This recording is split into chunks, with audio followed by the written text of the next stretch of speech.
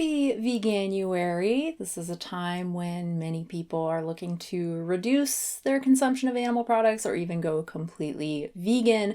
I've been vegan for over 12 years, including during both of my pregnancies, so I think I have maybe a few tips to offer those who are new to veganism or even those who aren't. Much of this video is good advice for everyone, no matter how long you've been vegan. Number one, replace non-vegan protein foods with vegan protein foods. So of course, I'm going to start with protein. If you're familiar with me, this is not a surprise. So one of the easiest ways to go vegan or just to start veganizing stuff is to start with easy non-vegan meals that you already love and veganize them. And luckily with the internet, there are just a million free recipes out there. Virtually any non-vegan dish you can think of, you will find a vegan version of it for free on the internet. Unfortunately, not all of these recipes are nutritionally equal, especially when it comes to protein. So as an example, something like beef stew. You have a beef stew where instead of beef, the recipe calls for mushrooms, which are certainly much lower in calories and protein. Taco meat made from jackfruit. Chicken noodle soup that's just vegetables, no chicken replacement at all. I'm sure these are all delicious, but certainly not as hearty and satisfying as their traditional counterparts. So I would highly encourage you when veganizing stuff to look for vegan sources of non-vegan protein sources, protein foods. So instead of mushrooms and jackfruit, use tofu, tempeh, beans, homemade seitan, store-bought seitan, store-bought mock meats. And luckily for all of the lower protein recipes I showed, there are a million other beef stews, taco meat, whatever, that do use vegan protein sources. And lots of different options. You can go the kind of easier, more convenient, but more expensive store-bought route. So for a beef alternative or ground beef or whatever, you can use Beyond Meat or the Sweet Earth Awesome Grounds or the Gardein ground beef. Or you can make your own. You can use tofu, black beans, TVP, soy curls. Just make sure you are eating protein sources at every meal. You want to feel satisfied, you want to get enough protein. Plus, vegan protein sources tend to also be good sources of things like iron and zinc, nutrients that vegans could be lacking in. Speaking of other nutrients, tip number 2 is to read the daily needs page from veganhealth.org. It's really easy to get enough fiber, vitamin C, vitamin K on a vegan diet, other nutrients as well. Basically just eat plants and you'll very, very likely get enough of these. But for other nutrients like protein, calcium, iron, it's not that simple. You could be eating in a way that doesn't ensure sufficiency of these nutrients. So I highly recommend reading through this daily needs page by Jack Norris. He's a vegan RD. He provides one of the best sources for vegan nutrition, veganhealth.org. And this page in particular, it's just a really short, distilled page on the nutrients of concern for vegans. Eat foods high in vitamin A like carrots and sweet potato. Take a B12 supplement. Add flax or hemp seeds to your smoothies and oatmeal. It's all pretty basic, but you have to know about it, right? If you don't know about the importance of ALA and you don't normally consume flax, canola oil, hemp, chia, you could fall short. If you don't know that vegan foods aren't a source of B12, you won't know to supplement for it. So really, if you do like one thing to familiarize yourself with vegan nutrition, this is it. Read this page. And speaking of B12, tip number 3, don't be afraid of supplements and fortified foods. If you want to go and stay vegan, you cannot be afraid of supplements, B12 being the main reason. Again, no plant foods are a reliable source. No, you cannot get it from eating fermented soy or spirulina or nori or dirty organic vegetables. You have to supplement it. Now, luckily, B12 is everywhere. It's cheap. Virtually all of the B12 supplements are vegan. Many multis, if not all multis, contain it as well. Just be sure if you are going the multi route to look for one that contains at least 5 micrograms of cyanocobalamin per day. Many vegan foods are also fortified with it, like many plant milks, most nutritional yeast, some meat alternatives. Now, I personally would be hesitant to rely solely on fortified foods just because you may not eat them regularly. Maybe at one point you're eating them regularly, but then you slowly stop and you forget to start supplementing for B12, or maybe you switch one of the brands you're using and you switch from, say, a meat that has B12 to one that doesn't. Plus, these foods often contain much smaller amounts of B12 per serving, so you really need to be eating them throughout the day if you're relying solely on fortified foods.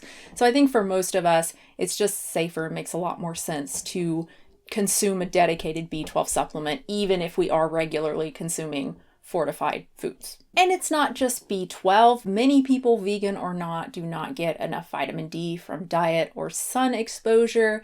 If you are not regularly consuming iodized salt or seaweed, there is a very good chance you're not getting enough iodine since most plant foods don't contain very much. It probably makes sense to take an algae-based DHA supplement, especially if you're pregnant. Calcium fortified drinks and tofu are super important for those of us who don't consume low oxalate, high calcium greens every day.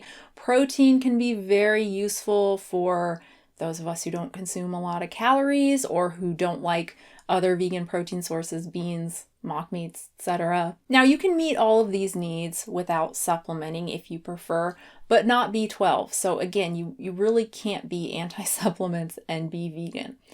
That said, if you really don't want to take a B12 supplement, but you really want to be vegan, consider oysters for meeting your B12 needs. They are classified as animals, so not technically vegan, but they are very likely not sentient and certainly a better choice than cow meat. Anyway, I have a whole video talking about bivalves like oysters, so check that out if you're interested.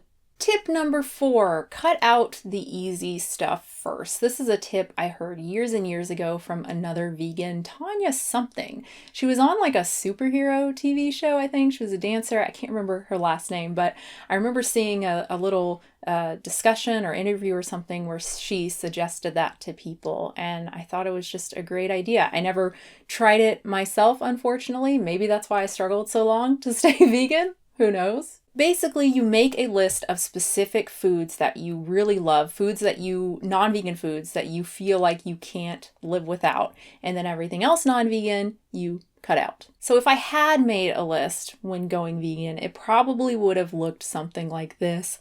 Ice cream. At the time, good vegan ice cream was not really a thing. There was no Ben & Jerry's or anything like that. There was lots of like rice milk based ice cream, if I remember correctly. The same for milk. There really wasn't good fortified vegan plant milk. Cheese, specifically like Munster cheese and mozzarella. I don't think I ever like really loved cheddar. This is a very specific thing, but my mom's red beans and sausage, I remember craving that specifically when I was trying to go vegan, and specifically when I was trying to go like raw vegan. That was like the only meat thing I really craved. Candy, so like Starburst. I guess you could find dark chocolate by that point, yeah, but like a lot of the fruity candies that have gelatin and stuff, yeah. Fruit snacks, same thing. I don't think there were many, if any, fruit snacks with like pectin. I think they were all gelatin based, and I love my fruit snacks. Obviously, your list could look completely different from mine. Maybe you love all the meats but couldn't care less about Starbursts, which by the way, I think vegan Starbursts are coming. Or maybe you love like cottage cheese. That was a holdout for my mom for a long time. It was yogurt and cottage cheese, which was like totally baffling to me. Oh, and I saw a tweet recently where someone was bemoaning going vegan because they'd have to give up cream cheese. What? Who cares that much about cream cheese? Of all the non-vegan stuff? I don't know. Weird. And obviously how long you keep this list is up to you. I would encourage everyone to keep trying vegan versions of the stuff on your list. Maybe you also have your mom's red beans and sausage on your list, and then you try the Beyond Meat sausage as a replacement, and it's really good. There you go. Anyway, that's a good segue into tip number 5, which is be open-minded, be willing to try new foods. I don't have many nice things to say about my days as a raw vegan, but one of the things I really appreciate is that it got me eating more fresh fruits and vegetables and trying more fresh fruits and vegetables. I always thought I hated raw tomatoes. I never ate them until going raw. And now they're one of my favorite foods. And I never ate beans before going vegan and finally trying falafel and hummus. And now I eat beans every day. Also realize that your taste buds can change. If you have children, you know this. Kids try something over and over and over again and hate it until sometimes they don't and they end up loving it.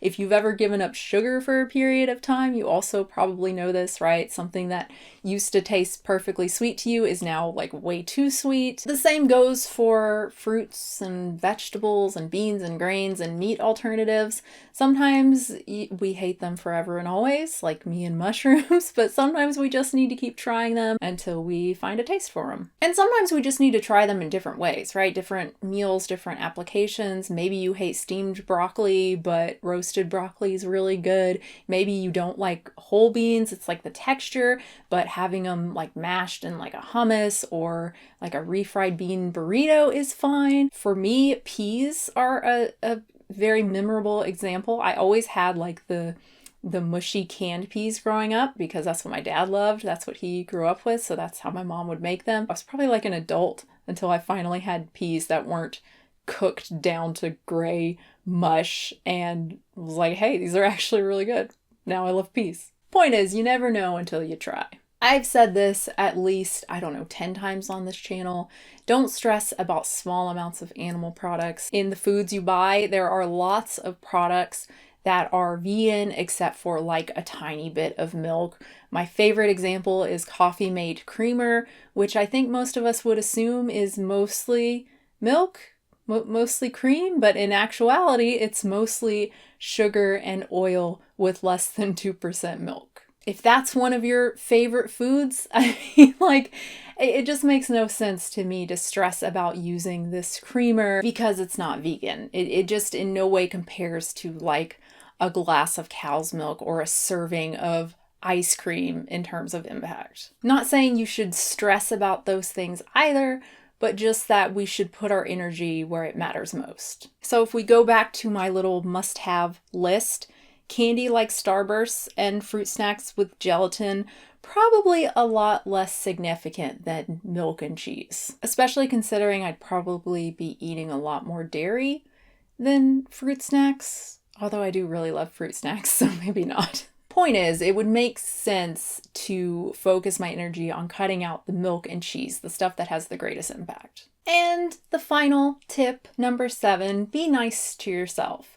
Many vegan advocates insist on how easy it is to go vegan, and in many ways they're right. Grocery stores are packed with fresh fruits and vegetables and nuts and seeds and beans and grains, and of course there are more meat alternatives, cheese alternatives, ice cream alternatives than ever. But if you regularly eat meat and other animal products, maybe even at every meal, it's a big change.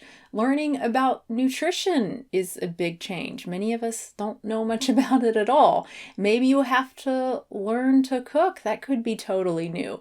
Reading labels could be totally new. So be kind, focus on the big stuff, realize you don't have to do it all at once, and also realize that any change, any reduction is important and should be celebrated. And of course, good luck for more tips and stuff like that. I do have some other videos. I have a couple I did last year, the how to fail on a vegan diet, that's looking at the, commonalities among ex-vegans, former vegans, YouTube vegans. I also did one on how I've stayed vegan for 12 plus years.